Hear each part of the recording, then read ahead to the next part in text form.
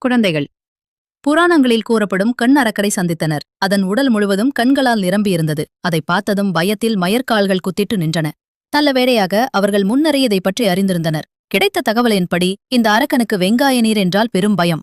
அவர்கள் வெங்காய நீரை ஒரு பையில் நிரப்பி வைத்தனர். அரக்கனை வீழ்த்த சியோமி அது கவனிக்காத நேரத்தில் முதலில் அதிரடி தாக்குதலை தொடங்கினான். தரையிலிருந்த வெங்காய நீரை கண்டதும் கண் அரக்கன் உடனடியாக உஷார் நிலைக்குச் சென்றது. அரக்கனுக்கு தன் பலத்தைக் காட்ட சியோபான் தீர்மானித்தான். அவன் பையை ஆட்டித் தாக்குதலுக்கு தயாரானான்.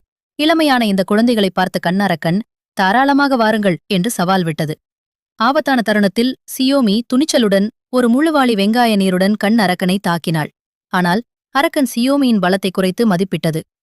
ஒரு பை வெங்காய நீரால் அதன் உடல் முழுவதும் நனைந்தது. இறுதியில் சியோமியின் சகோதரி வெற்றிகரமாக கண் அரக்கனை அடக்கினாள். அடுத்து அவர்கள் புராணங்களில் வரும் ஏணி அரக்கனை எதிர்கொண்டனர். சியோமி தன் கைகளின் பலத்தை பயிற்சி செய்ய நினைத்தான். ஆனால் ஏணி அரக்கனின் பிடியில் சிக்கி அவனது கைகளை கீழே இறக்க முடியவில்லை. சகோதரி உதவினாலும் இழுக்க முடியவில்லை. இந்த இரைச்சல் தூங்கிக் கொண்டிருந்த ஏணி அரக்கனை எழுப்பியது. அது உடனடியாக தன் கால்களை விரித்து வேகமாக நகர ஆரம்பித்தது. சகோதரனை காப்பாற்ற அனைவரும் அதன் மேல் பாய்ந்தனர். தங்கள் எடையால் ஏணி அரக்கனை நிறுத்த நினைத்தனர். ஆனால் அது தடுக்கப்படவில்லை. மாறாக ஏணி அரக்கனை மேலும் உற்சாகப்படுத்தி இன்னும் வேகமாகச் செல்ல வைத்தது. சியோபாங் தனது